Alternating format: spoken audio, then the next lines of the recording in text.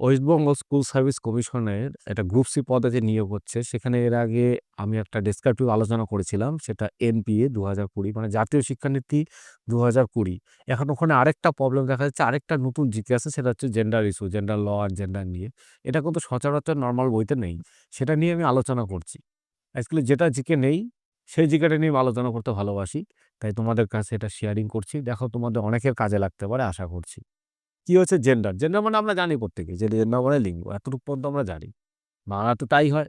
এই জেন্ডার মানে কিন্তু সে ইংলিশে জেন্ডার চেঞ্জ নয়, একটু থিওরিক্যাল পড়া আছে। কি পড়া দেখো, সামাজিক গঠনের লিঙ্গ সংক্রান্ত বিষয়সমূহ। মানে gender is a social construct. আমাদের যে সমাজ আছে সেই সমাজ ব্যবস্থা জেন্ডার নিয়ে আলোচনা। জেন্ডার সাধারণত মানে লিঙ্গ দিয়ে আমরা আলোচনা করি, সাধারণত সমাজে দুটো দেখা যাচ্ছে মানুষের শ্রেণীতে। একটা পুরুষ, একটা স্ত্রী। এবার সেটা নিয়ে আলোচনা করেছে। দেখো এখানে যে নারী পুরুষের কথাটা বলেছে যে নারী-পুরুষ, নারী-পুরুষ উভয় লিঙ্গের যে আমাদের কথা। তারপরে বলা হয়েছে, তোমাদের এখানে আরো কথা বলা হয়েছে যে লিঙ্গ সামাজিকরণ শিক্ষা এবং যে আমাদের যে লিঙ্গ আছে, এই যে লিঙ্গ বা জেন্ডার যে আমাদের আছে, সেই জেন্ডারের যে সামাজিকরণ, লিঙ্গ তার সাথে সামাজিকরণ এবং শিক্ষা, জেন্ডার সোশ্যালজি এডুকেশন, এটা নিয়ে কি কথা বলা হয়েছে। ১ম এ যেটা কথা, ঠিক আছে? সেটা হচ্ছে কি কথা, যে আগে বুঝতে হবে যে অনেকে কিন্তু আমরাও বুঝি যে সেক্স মানে কি বোঝাচ্ছে আর জেন্ডার মানে কি বোঝাচ্ছে। সেক্স মানে যেটা হচ্ছে আমাদের জৈবিক শারীরিক প্রক্রিয়া। ঠিক আছে? জীবনবিজ্ঞান ক্লাসে অনেকেই পড়েছো। এটা প্রত্যেকটা জীবের আছে, মানুষেরও আছে, পশু প্রাণীদেরও আছে। ঠিক আছে? এটাকে বলা হচ্ছে আমাদের সেক্স। ঠিক আছে? সেক্সের মধ্যেও আমরা জানি যে একটা মেল আর ফিমেলই হতে পারে। অন্য আদার্স কেউ হয় না। বা ইদানিংকালে থার্ড জেন্ডার জেনারেশন আসছে, সেটা একটা প্রকৃতির মধ্যে পড়ে। আর একটা কি জেন্ডার, না কোন জেন্ডারের কথা বলেছে? এটা বলেছে দেখো, যেখানে সেক্স পুরুষ ও নারীদের মধ্যে জৈবিক পার্থক্য বোঝায়, যেখানে জেন্ডার সংস্কৃত সমাজ কর্তৃক সৃষ্ট পুরুষ ও মানুষকে নির্দেশ করে। জেন্ডার কথাটা তারা কোত্থেকে আসলো? সমাজ থেকে। সমাজ থেকে ডিভাইডেড করা হলো। ঠিক আছে? সেক্স কথাটি আসলো আমাদের জীবনবিজ্ঞানের পড়া থেকে, মানে যেটা শারীরিক বৃত্তীয় প্রক্রিয়া সেখান থেকে। আর জেন্ডার কথাটা আসলো আমাদের সমাজ জীবন থেকে। এটার কথাই বলেছে যে সামাজিকরণ বা সোশ্যালিজম থেকে আসলো। কেন জেন্ডার কথাটা আসলো? দেখো তোমরা পরীক্ষার ফর্ম ফিল আপ করতে গেলে লেখা থাকে জেন্ডার মেল না ফিমেল। যেকোনো পরীক্ষার ফর্ম ফিল আপ করা হোক, যেকোনো আধার কার্ড ফর্ম ফিল আপ হোক, মেল না ফিমেল, তাহলে এটা হচ্ছে জেন্ডারের প্রক্রিয়াতে পড়ল। এবার বলছে সামাজিকরণ সাহসিকতা লিঙ্গ ভূমিকা শেখার কারণ।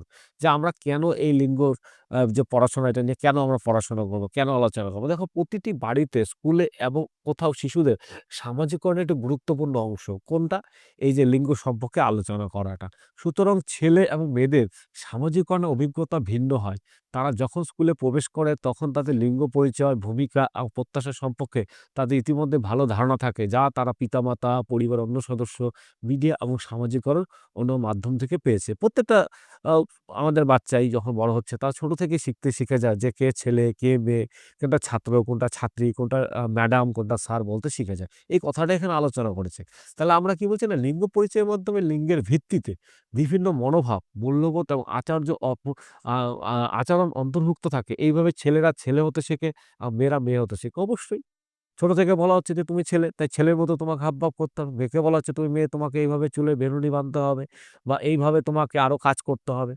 কিভাবে কাজ? তোমাকে অল্প রান্না-বান্না শিখতে হবে। মানে যেটা স্বাভাবিক দৃষ্টিতে আমাদের কাজ, মেয়েদের যেটা কাজ সেটা মেয়েরা করছে, ছেলেদের যেটা কাজ সেটা ছেলেদের করতে হবে। এটা আমাদের সমাজ থেকে আমরা পেতে পারি।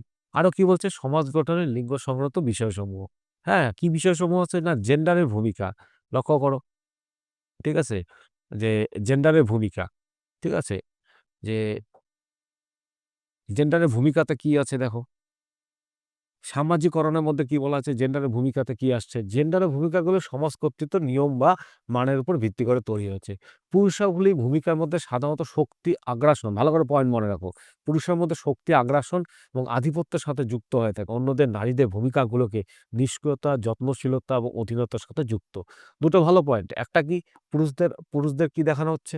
পুরুষদের দেখানো হচ্ছে শক্তি, আগ্রাসন এবং আধিপত্য। এটা দেখানো হচ্ছে পুরুষদের ক্ষেত্রে। ঠিক আছে? এটা বুঝতে পারছো আগের প্রাচীন যুগ থেকেই এই ঘটনা। নারীদের ক্ষেত্রে কি? নারীদের নিষ্ক্রিয়তা, নিষ্ক্রিয় করে রাখা হয়েছে নারীদেরকে। আর কি? যত্নশীলতা। নারীরা দেখবে সবার প্রতি যত্নশীল। বাড়িতে যে আমরা মা, দিদিরা, বোনেরা আছে পিছনে দেখবে আমাদের প্রতি কত যত্নশীল হয়। সেটাই। আরেকটা কি না? অধীনতার সাথে যুক্ত। তারা কারো না কারো আন্ডারে আছে। যখন সে মেয়ে তখন সে বাবার আন্ডারে আছে। সেই মেয়েটা যখন বড় হয়ে বিয়ে হয়ে যায় তখন সে তার স্বামীর অধীনে আছে বা শ্বশুরবাড়ির অধীনে আছে। সে কারো না কারো অধীনে থাকে। সেই কথাটাই এখানে বলেছে। আর কি বলেছে? দেখো জেন্ডারের সামাজিকরণ। এবার জেন্ডারের সামাজিকরণে কি বলা হচ্ছে? ঠিক আছে? জেন্ডারের সামাজিকরণে কি বলা হচ্ছে? যে দীর্ঘ সময় ব্যবধানে জেন্ডার সামাজিকরণ ব্যক্তিদের মনে করার জন্য, ঠিক আছে? যে সামাজিক নির্মিত ভূমিকা পালন করছে। জেন্ডার সামাজিকরণের জন্ম থেকে শুরু করে প্রধানত ৪ টির মাধ্যমের দ্বারা ঘটে। একটা পরিবার, শিক্ষা, সমবয়সী গোষ্ঠী এবং গণমাধ্যম। তাহলে এখান থেকে একটা মারাত্মক পয়েন্ট, ভিভিআই পয়েন্ট মনে রাখতে হচ্ছে, জেন্ডার কি করলো না সামাজিকরণ। জেন্ডার কোথা থেকে এলো? সামাজিকরণের জন্ম থেকে শুরু করে এবং ৪ টি প্রধান মাধ্যমের মাধ্যমে জেন্ডারের সামাজিকরণ ঘটানো হচ্ছে। একটা পরিবার, শিক্ষা, সমবয়সী গোষ্ঠী মানে তাদের বন্ধু-বান্ধব, আত্মীয়স্বজনের মধ্যে। আর গণমাধ্যম, গণমাধ্যম মানে পেপার হতে পারে, এখন সোশ্যাল মিডিয়ার যুগ সেটা হতে পারে। তাহলে ৪ টা মাধ্যমের মাধ্যমে যাচ্ছে। ঠিক আছে? এবার নেক্সট যাই। দেখো নেক্সটে কি বলেছে। ঠিক আছে? নেক্সটের ক্ষেত্রে দেখো, দেখো মনোভাব এবং প্রত্যাশা। ঠিক আছে? যে মনোভাব এবং প্রত্যাশা। মনোভাব প্রত্যাশায় কি বলেছে? জেন্ডার ভূমিকাগুলোকে ঘিরে থাকা মনোভাবগুলি কোনো সহজাত লিঙ্গ পার্থক্যের উপর ভিত্তি করে নয়, বরং সমাজে নারী ও পুরুষের পুরুষের মনোভাব, বৈশিষ্ট্য বা আচরণের সাধারণ সময় গড় ধারণার উপর ভিত্তি করে গড়ে ওঠে, রাইট? মনোভাব আর প্রত্যাশাগুলো। কিরকম মনোভাব? যারা মেয়ে তারা ভাবছে যে, "থাক আমার একটা ছোট-মোটো ভালো দেখে ছেলের সাথে বিয়ে হলেই আমার হয়ে গেল।" আবার কিছু মেয়ে হচ্ছে, "থাক আমার একটা ছোট্ট প্রাইমারি স্কুলে চাকরি হলেই হয়ে গেল।" কেউ হচ্ছে, "থাক আমি একটু বিধি বেঁধে কেটে দেব।" কেউ হচ্ছে, "থাক আমার বর তো এতটুকু রোজগার করে এতেই আমার হয়ে যাবে। বেশি কিছু করতে হবে না।" আর ছেলেরা কি হচ্ছে? ছেলেরা হচ্ছে, "না আমাকে রোজগার করতে হবে। কারণ ছোট থেকে আমি এটাই শিখেছি। বাবা রোজগার করে। আমাকে নেশা করতে হবে।" কারণ ছেলেরা নেশা করে। মহিলারা নেশা করতে হবে না। এই জাতীয়গুলোকে এটাকে বলা হচ্ছে গড় ধারণা ভিত্তি করে।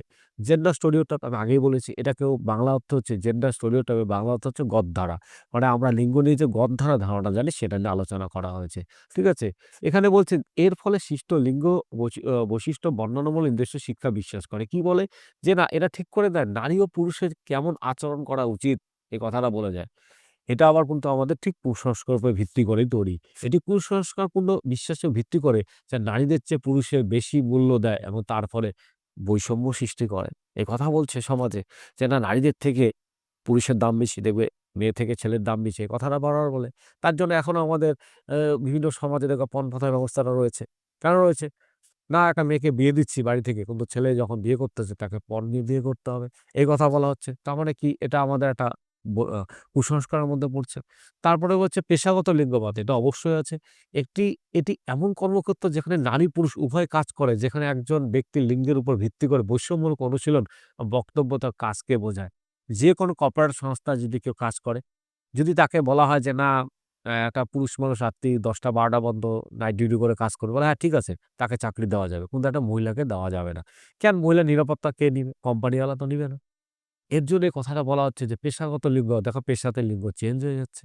আবার লক্ষ্য করবে যাদের বাড়ি গ্রামে তারা ভালো করে জানে বা শহরেও হয়। বিভিন্ন যে বড় অট্টালিকাগুলো তৈরি করা হয়, সে জায়গাতে দেখবা পুরুষ শ্রমিকও কাজে লাগে, মহিলা শ্রমিকও কাজে লাগে। কিন্তু পুরুষ শ্রমিকের আমাদের বেতন কিন্তু বেশি বা সেদিনের মজুরি বেশি। আর মহিলাদের কিন্তু সেদিন বেতন কিন্তু কম। কারণ মহিলাদের কার্যক্ষমতাটা কম। এই কথা বলা হচ্ছে। তাহলে এটা কেন হলো পেশাগতভাবে? লিঙ্গভেদে বৈষম্য করা হলো, বিভেদ তো করা হলো। যেখানে সমান করার কথা সেখানে না কেন কম করে দিল যে না মহিলারা কাজ কম করছে। তার জন্য তাদের মাইনা কম।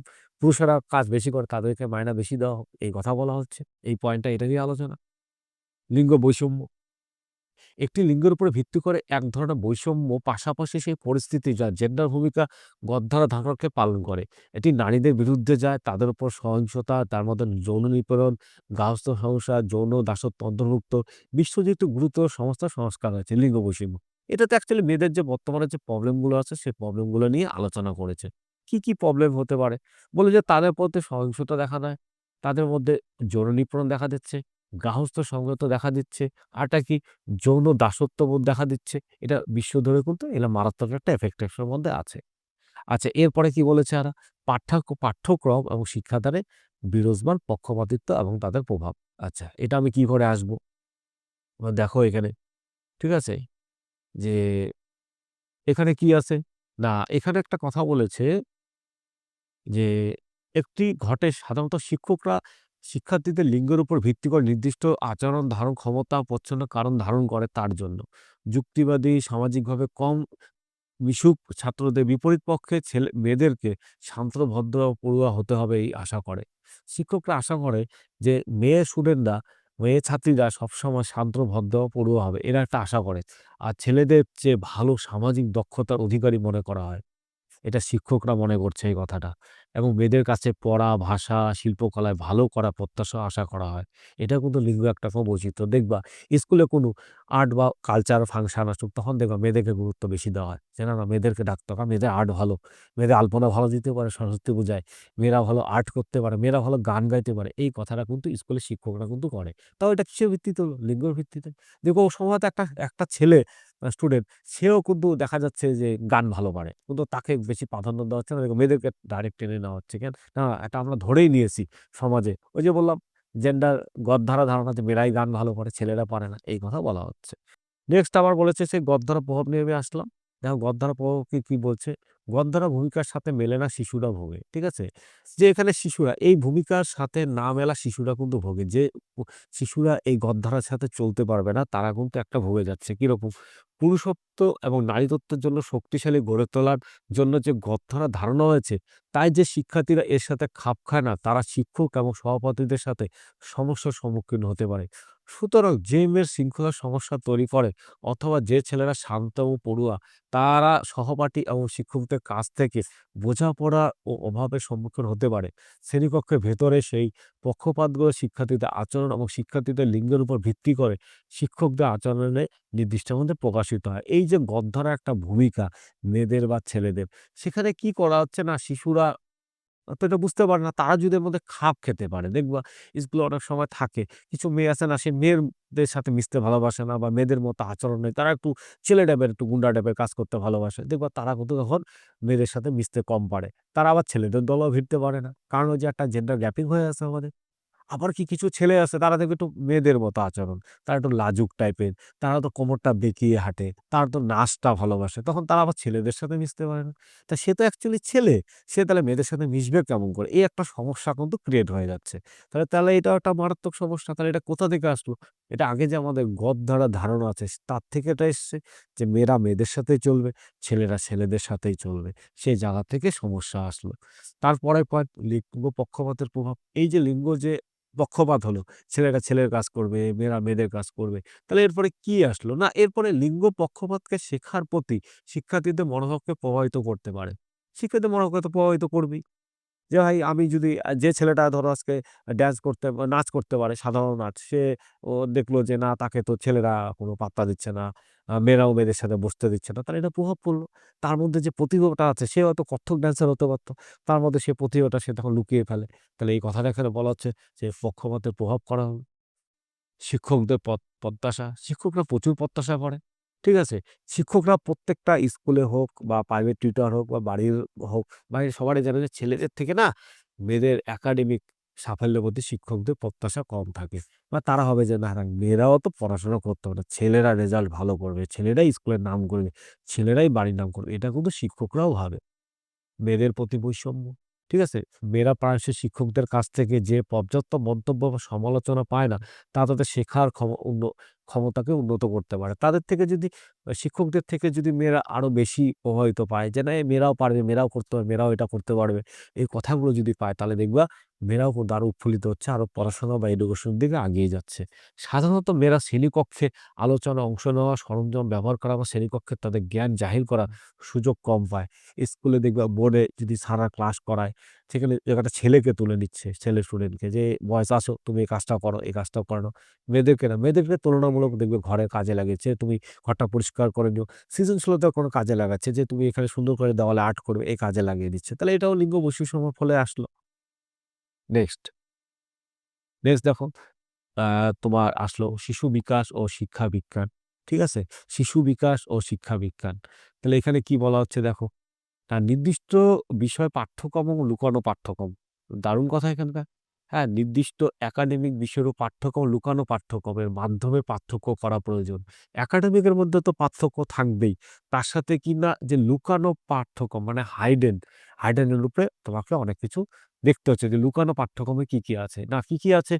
লুকানো পাঠ্যক্রম এখান থেকে পড়বে। লুকানো পাঠ্যক্রম হলো মূল্যবোধ, দৃষ্টিবোধ, নিয়মের একটি সেট যা শিক্ষকদের কাজ এবং স্কুলের আভ্যন্তরীণ সাংগঠনিক প্রক্রিয়ার মাধ্যমে শিক্ষার্থীদের কাছে পরোক্ষভাবে পৌঁছে দেওয়া যায়। কি, কি মূল্যবোধ, দৃষ্টিভঙ্গি, নিয়মের একটি পাঠ পৌঁছে দেওয়া যেতে পারে।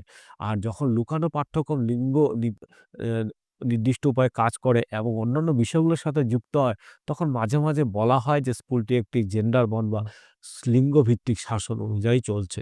এই কথাটা বলা যেতে পারে। লুকানো পাঠ্যক্রমে নিম্নলিখিত উপায়ে প্রথাগত লিঙ্গগুলির ভূমিকা শক্তিশালী করতে পারে। ঠিক আছে? যে লুকানো পাঠ্যক্রম এটা তাহলে কি দেখো? লুকানো পাঠ্যক্রমে কি করতে পারে? প্রাথমিক বিদ্যালয়ের শিক্ষকদের বিশাল অংশই নারী। এটা ঠিক।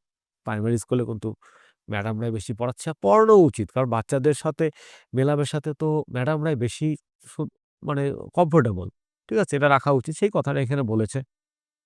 আর কি বলেছে? এই তথ্যটি শিশুদের মনে এই ধারণাকে শক্তিশালী করতে সাহায্য করে যে, নারীরাই বিশেষত শিশুদের দেখাশোনা এবং শিক্ষা দেওয়ার জন্য উপযুক্ত। যদি এটি ছেলেদের তুলনায় মেয়েদের পড়ার দক্ষতার উপর ইতিবাচক প্রভাব ফেলতে পারে। ঠিক আছে তো? এটা একটা প্রভাব ফেলতে পারে ইতিবাচক মেয়েদের উপরে যে, মেয়েরাই ছেলেদের থেকে ভালো পড়াতে পারে প্রাইমারি লেভেলে। মিশ্র মাধ্যমিক বিদ্যালয়গুলোতে উচ্চতর স্কেলে পুরুষদের প্রতিনিধিত্ব বেশি এবং নারীদের কম প্রতিনিধিত্ব দেখা যায়। মিশ্র মাধ্যমিক মানে ধরো সে এখানে বলতে পারে যে, আমি 9-10 9-10 এর যে টিচাররা আছে, যে সাবজেক্ট টিচাররা আছে, সেখানে ক্ষেত্রে বেশিরভাগ ক্ষেত্রে দেখা যায়, তোমরা লক্ষ্য করবে যে সায়েন্সের যে টিচাররা আছে, সায়েন্সের টিচাররা সবই প্রায় তোমার হচ্ছে স্যার, সবই স্যার। তুমি বলল, "স্যার এটা কেন? এটা কেন ঘটনা হচ্ছে?" হ্যাঁ, এটা কেন বলছি? আর বেশিরভাগই দেখবে আর্টসের টিচাররা সাধারণত হচ্ছে ম্যাডাম আমাদের। এটা বেশি, প্রবাবিলিটি বেশি। আমি কিন্তু বলিনি যে এটা আর্টসেররাই ম্যাডামে ক্লাস করবে আর সায়েন্সেররাই স্যার হবে তা না। এটা বেশি। দেখবা কারণ উচ্চ মাত্রায় আমাদের সায়েন্স নিয়ে মেয়েরা পড়াশোনা করে না। ওই যে একই কথা লিঙ্গ বৈষম্য। হয়তো যে হারে সায়েন্সে পড়তে হয়, তাদের বাড়ি থেকে অনেক দূরে টিউশন পড়তে হয় বা স্কুল যেতে হয়। পাশাপাশি স্কুলে হয়তো সায়েন্স নেই, বিজ্ঞান নেই, তখন পড়াশোনা হচ্ছে না। তার জন্য পরবর্তীকালে যে ম্যাডামরা যে সায়েন্স নিয়ে উঠে আসবে সেটাও তুলনামূলক কম। সেই কথাটাই এখানে বলেছে। যুক্তি দেওয়া হয় যে অতীতে অনেক শিক্ষক প্রথাগত লিঙ্গ ভূমিকার সমর্থন করতেন এবং তারা মেয়েদের ও ছেলেদের যথাক্রমে তথাকথিত মেয়েলি এবং পুরুষালি গুণের জন্য প্রশংসা করতেন। এ কথাটা আগের দিকে বলত। স্কুলের লিঙ্গ নির্দিষ্ট উপায়ে সাহায্য করতে বলা হতে পারে। যেমন অভিভাবকদের সন্ধ্যায় ছেলেদের আসবাবপত্র সরাতে বলা, মেয়েদেরকে কফি পরিবেশন করতে বলা। এই কথা বলা যেতে পারে। না আরেকটা দেখো এখানে কথা বলেছে, ছেলে এবং মেয়েদের ইউনিফর্মের বিষয়ে পার্থক্যগুলো লিঙ্গ বৈশিষ্ট্যের মধ্যে আসতে পারে। কি, কি দেখো লিঙ্গ পার্থক্য? হ্যাঁ, ছেলেদের ও মেয়েদের লিঙ্গ পার্থক্যের উপরে জোর দেওয়ার পরে আসতে পারে। বহু বছর ধরে মেয়েদের স্কুলে ট্রাউসার পরার অনুমতি ছিল। যদিও স্কার্ট ও পোশাকের চেয়ে ট্রাউসার সম্ভবত স্কুলের পরিবেশকে বেশি আরামদায়ক। যৌন ক্রিয়াকলাপের ক্ষেত্রে যৌথ মানদণ্ডের ফলেও সমস্যা দেখা গিয়েছে। পুরুষের ক্ষেত্রে উৎসাহিত করা, প্রশংসা করা হয় যে তারা পুরুষালী, কিন্তু যৌনভাবে সক্রিয় নারীদের বিভিন্নভাবে অপমানিত করা হয়। কি বলা হচ্ছে এখানে ভালো করে বুঝতে হবে। যৌন ক্ষেত্রে যে ছেলেরা মানে পুরুষ জাতি যুক্ত তাদেরকে বলা হচ্ছে তারা পুরুষালী। ঠিক আছে? তো বিশাল ব্যাপার তারা পুরুষালী। কারণ তারা যৌন ক্ষেত্রে আসক্ত। কিন্তু এই কাজটাই যদি কোনো মহিলারা করে, সেখানে বলা হচ্ছে বাজে ভাষাতে ইউজ করা হচ্ছে এবং তাদেরকে অপমানই করা হচ্ছে, হ্যাঁ? তাদেরকে এটাই বলা হচ্ছে কিন্তু এখানে। যদি পুরুষের ক্ষেত্রে উৎসাহিত করা হয়, "ও বাবা! তুই পুরুষালী।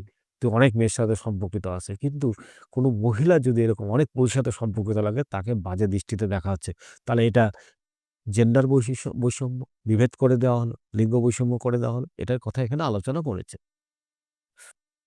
নেক্সট দেখো, নেক্সটে বলেছে যে লিঙ্গ পক্ষপাত লুকানো বৈষম্যের কারণ হয়ে দাঁড়াতে পারে। এই যে আমাদের যে লুকানো যে বৈশিষ্ট্যগুলো আমি আলোচনা করলাম, সেগুলো আমাদের বিভিন্ন পাঠ্যক্রমের ক্ষেত্রে অসুবিধার কারণ হয়ে দাঁড়াতে পারে। সেই অসুবিধার কারণগুলো কি, কি? না কি হতে পারে? লিঙ্গ বৈষম্য হ্রাসের পদ্ধতি হিসাবে শিক্ষা। লিঙ্গ বৈষম্য যে এই যে বিভেদটা, সেটাকে আমাদেরকে কে লুকাতে পারে? লুকানো পাঠ্যক্রমের মাধ্যমে আমরা একটু কমাতে পারি।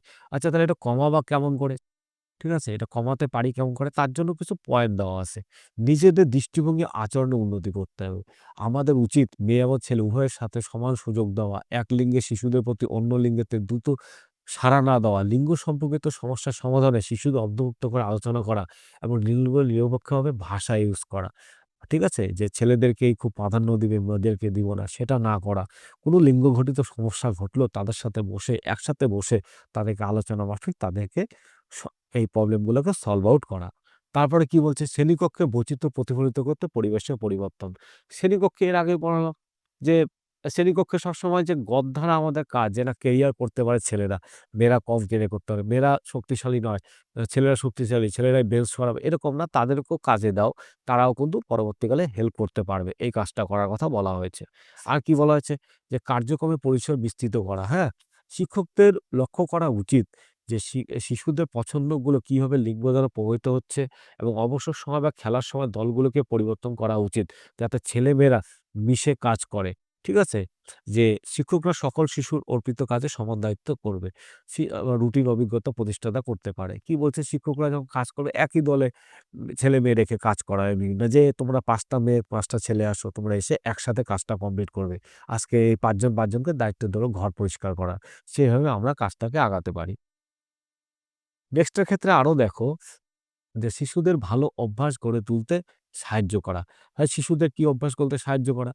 শিক্ষকরা শিশুদের লিঙ্গ পরিবর্তন সম্পর্কে তাদের ধারণাগুলো অন্বেষণ করতে এবং লিঙ্গের ক্ষেত্রে কোনটি ন্যায্য বা ন্যায্য না তা ভাবতে দিতে হবে। এই কথাটা তাদেরকে শেখাতে হবে। আর কি বলছে? মেয়েদের সম্মান জানানোর জন্য কর্মসূচি করতে হবে। কারণ একটা তো ধারণা চলছে যে দেখো মেয়েদেরকে আমাদের সেই আহামরি সম্মান জানানো হচ্ছে না। মেয়েরা পারে না এটা, মেয়েরা এই না, এরা এটা পারে না। সেটার থেকে আমাদের উঠতে হবে। তার জন্য কিছু কর্মসূচি গ্রহণ করতে হবে আমাদের। সামাজিক গঠনে লিঙ্গ সংক্রান্ত বিষয় সমাজ এই যে সমাজ গঠনে আমাদের লিঙ্গ কিভাবে কাজ করতে পারে তার উপরে কিছুটা প্রতিবেদন। শিক্ষণ পদ্ধতিগুলো কি হতে পারে? ঠিক আছে? শিক্ষণ পদ্ধতি জেন্ডার সংবেদনশীল শিক্ষণ পদ্ধতি হতে পারে। এটা কি শিক্ষাদান এবং শেখার প্রক্রিয়াকে বোঝায় যা মেয়ে এবং ছেলেদের নির্দিষ্ট শেখার চাহিদার দিকে মনোযোগ দেয়। এটি শিক্ষকদের পাঠ পরিকল্পনা, শিক্ষাদান, শ্রেণীকক্ষ ব্যবস্থাপনা, কর্মদক্ষতা মূল্যায়নের একটি জেন্ডার দৃষ্টিকোণ আহ্বান জানাতে পারে। কিরকম? এই যে উদাহরণটা আছে।